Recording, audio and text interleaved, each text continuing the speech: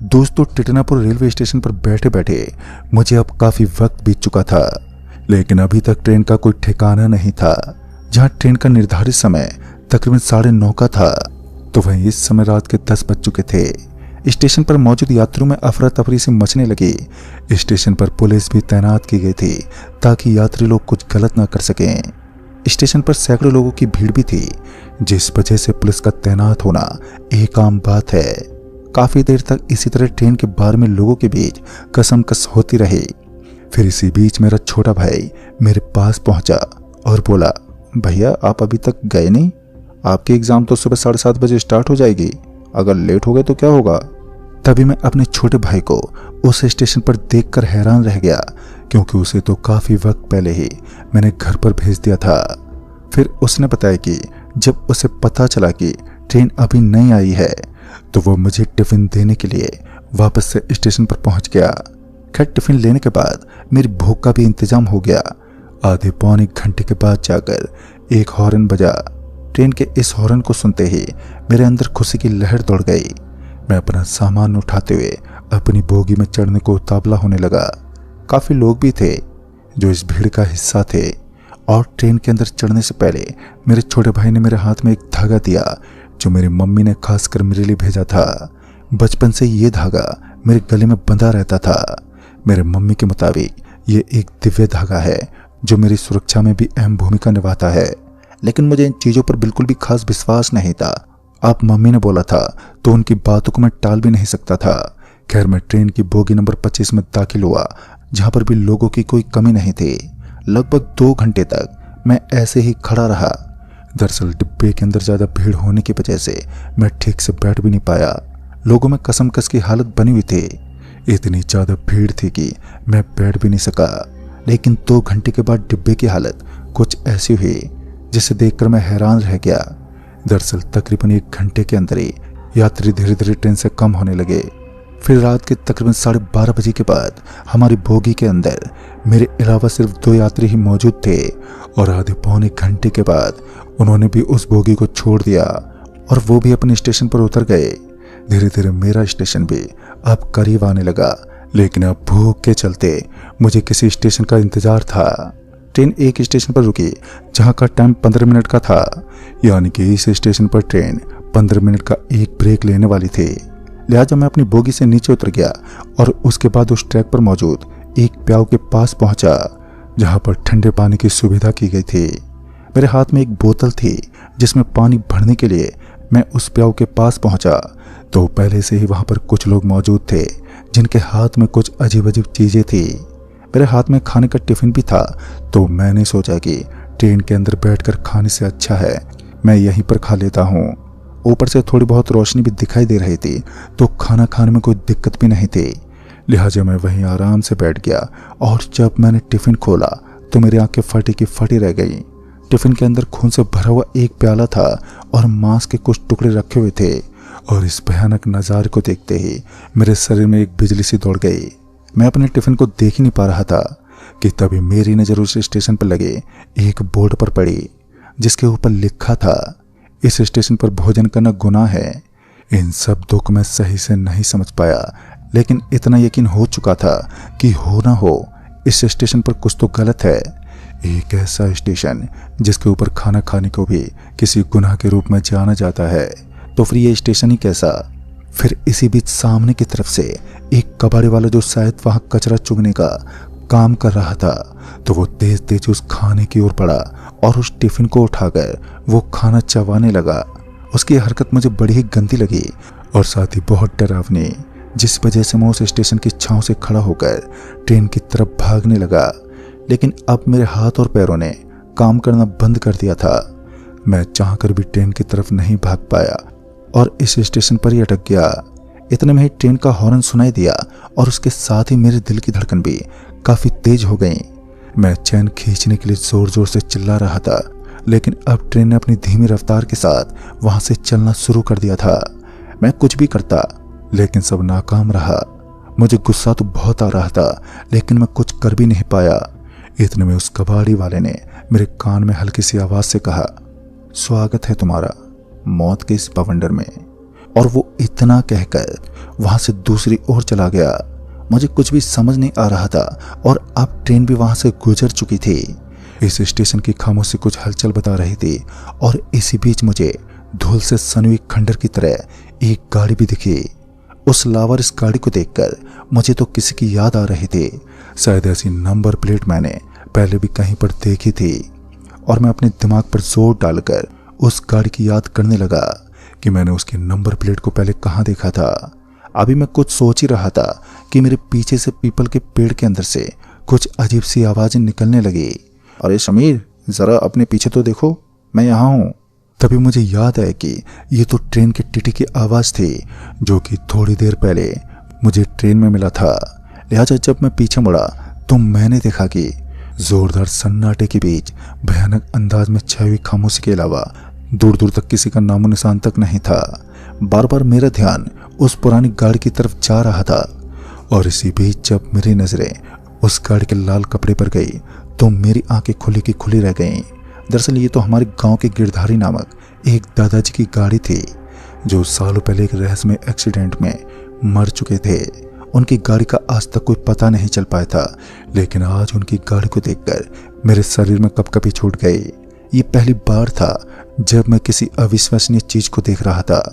गांव के लोगों का कहना था कि उनकी गाड़ी धरती के अंदर समा गई, मगर जो मैं देख रहा था वो झूठ साबित नहीं हो सकता।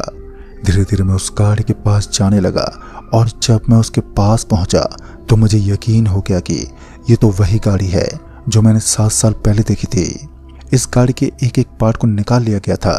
इसकी बॉडी के अलावा अब कुछ भी नहीं था। इतने में एक कबाड़ वाला उस गाड़ी के पास पहुंचा और उसके नंबर प्लेट को तोड़कर वहां से ले गया। अब मेरा दिमाग जरा भी काम नहीं कर रहा था और थका हारा मैं इस वक्त पूरी तरह टूटा हुआ था। और इसी बीच मेरी नजर उस कबाड़ी वाले की आंखों पर गई तो मेरा दिल दहल उठा। उसकी आंखों में 2 कठपुतलियां नजर आ रही थी जिनके अंदर से खून निकल रहा था और अब वहां पर केवल एक कबाड़ी वाला नहीं था बल्कि काफी सारे लोग थे। मैं सभी को घूर कर तो नहीं देख पाया, लेकिन जिसको भी देख रहा था उसका पूरा का पूरा शरीर बहुत ही डरावना लग रहा था। फिर किसी ने मेरा हाथ पकड़ा और जब मैं पीछे पलटा तो मैंने देखा कि किसी अजीब आदमखोर जानवर की तरह दिखाई देने वाला एक अजीब सा शख्स जो मेरे हाथ को पकड़कर अपनी ओर खींच रहा था।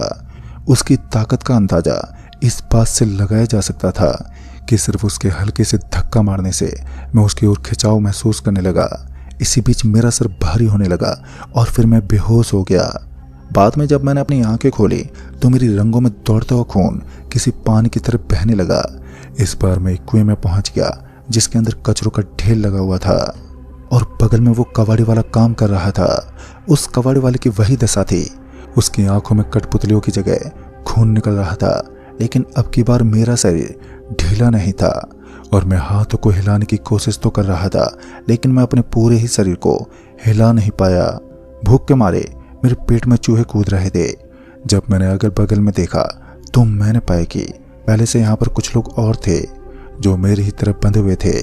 उनमें से एक 40 वर्षीय व्यक्ति जो शायद अपनी जिंदगी के आखिरी मोड़ पर था, उसने मेरी मदद करते हुए कहा, आपके हाथ के पीछे एक नंबर लिखा हुआ है, तुम्हें उसी दरवाजे को ढूंढना है और अगर तुम यहाँ से मुक्त होकर उस दरवाजे को ढूंढने में कामयाब हुए तो तुम्हारी जिंदगी तुम्हारे हाथों में होगी। फिर तुम अपनी मौत से काफ़ी दूर जा सकते हो, लेकिन याद रहे तुम्हें दरवाजा खोजने के बाद काफ़ी बातों का ध्यान रखना है और स्टेशन पर पहुँचते ही सही समय पर आने वाली ट्रेन का इंतजार करके उसी में बैठना है। और अगर तुम सही ट्रेन का चुनाव नहीं कर पाए तो तुम्हें जिंदगी भर इसी कचरे में सड़ना होगा। और उसके बाद जब उस आदमी ने अपने ऊपर ओढ़ी हुई सफ़ेद चादर को हटाया तो मेरा कलेजा मेरे मुंह तक आ पहुंचा। दरअसल उनकी बॉडी के सारे हिस्से वहां से गायब थे। उनके शरीर से एक अजीब सी दुर्गंध निकल रही थी और उस दुर्गंध से मेरी दशा अब खराब होने लगी। किसी तरह मैं अपने आप को कसम कस की हालत में डालकर अभी भी होश में था। मैं अपने आप को छुड़ा तो नहीं पा रहा था, लेकिन कुछ मंत्रों के जाप से अचानक ही मैं मुक्त होने लगा। मेरे बगल में सोया हुआ ये मृत आदमी अपने मुंह से किन्हीं मंत्रों का जाप कर रहा था। जिसके पास शरीर ही नहीं हो वो कुछ मंत्रों का जाप करके क्या कर रहा होगा ये तो मैं भी नहीं समझ सका। लेकिन उसके बाद मेरे हाथ और पैर अचानक ही मुक्त होने लगे। खुद को इस तरह मुक्त होता देख मेरी जिंदगी जीने की उम्मीदों में बढ़ोतरी हुई। इस समय तो मैंने अपने हाथ के पीछे देखा तो वहां रूम नंबर 303 लिखा हुआ था, यानी कि अब यहाँ से मुक्त होने के बाद मुझे रूम नंबर 303 की तलाश करनी थी।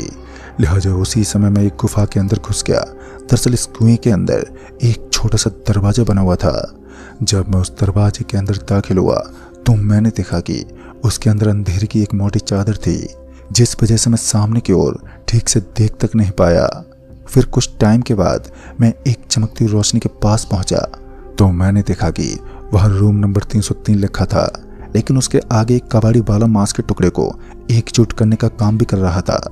उस कबाड़ी वाले की भयानक हरकत को देखकर मुझे भी अब डर लगने लगा, लेकिन मैं उससे छुपता हुआ वहीं पर खड़ा रहा। लेकिन मैं गलत था, क्योंकि वो मुझे साफ साफ देख पा रहा था। फिर वो मेरी तरफ देखकर अपनी ओर आने का इशारा करने लगा, लेकिन मैं कहाँ इतनी जल्दी उसकी तरफ बढ़ने वाला था।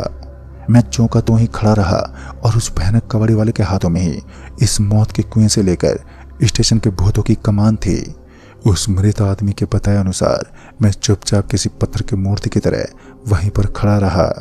लेकिन बाद में जो नज़ारा मैंने देखा उसे देखकर तो मेरा दिल ही दहल गया। मैं हताश होकर किसी खामोशी की तरह बह के समुद्र में डूब गया। उस कबाड़ी वाले ने अचानक ही रूम नंबर 303 का दरवाजा खोला तो उसमें से काफी सड़ी हुई बॉडी बाहर निकलने लगी।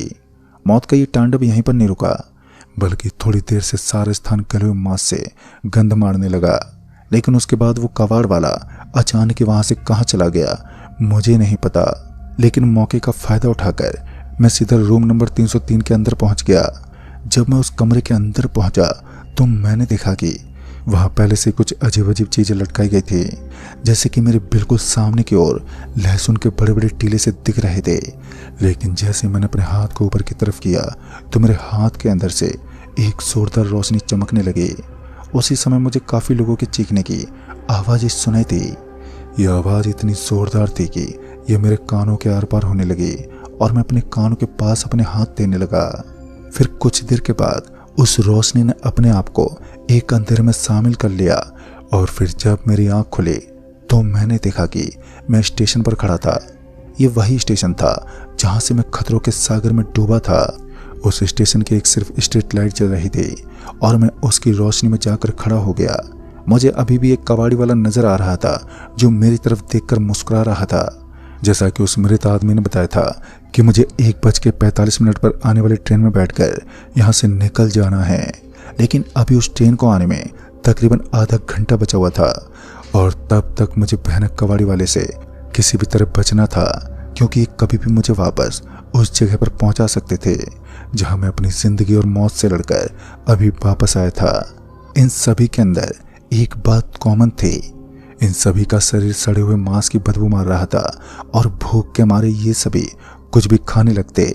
और मुझे तो पता ही लग चुका था कि इन लोगों का अगला शिकार मैं ही हूँ। लेकिन इतनी जल्दी मैं भी हिम्मत कहाँ हारने वाला था। फिर तकरीबन आधे घंटे तक मैं इसी तरह डर के मारे इधर उधर भटकता रहा, लेकिन उसके बाद मैं अपनी जान बचाने में भी पूरी तरह से सफल हुआ, क्योंकि 1:45 बजे ट्रेन सही समय पर पहुंच गई और फिर मैं उस ट्रेन में बैठकर वहां से रवाना हो गया। ये ट्रेन आबू घाटी स्टेशन पर रुकी, जहां के इलाके को मैं बहुत अच्छे तरीके से जानता था और इस तरह मेरी जान बच गई। जब मैंने इसके बारे में कुछ लोगों से बात की तब जाकर मुझे पता चला कि कुछ समय पहले एक स्टेशन पर कुछ कबाड़ी वाले कचरा उठाने का काम करते थे, लेकिन उन्हें सही समय पर खाना नहीं मिलता था, जिस वजह से वो मरे हुए लोगों की बॉडी का मांस चबाने लगते थे। और इस तरह कुछ लोगों ने उन्हें ये सब करते हुए देख लिया और फिर उनको आदमखोर समझकर वहीं पर जमीन में गाड़ दिया। आज उस स्टेशन पर भूतों का घर माना जाता है और आज भी वो आदमखोर कबाड़ी वाले लोग लोगों का मांस खाते हैं। इस बार वो जिंदा लोगों को मार देते हैं और उन्हीं की बॉडी को अलग अलग करके उनके दिल के साथ मांस के टुकड़ों का भोजन करते हैं। दोस्तों सच बताऊं तो इस हादसे के बाद मैंने ट्रेन में सफर करना ही छोड़ दिया, क्योंकि अब ट्रेन के प्रति मेरे दिल में इतना डर बैठ चुका था कि जब भी मुझे ट्रेन की याद आती है तो मेरा दिल दहल उठता है। तो दोस्तों इस कहानी में बस इतना है।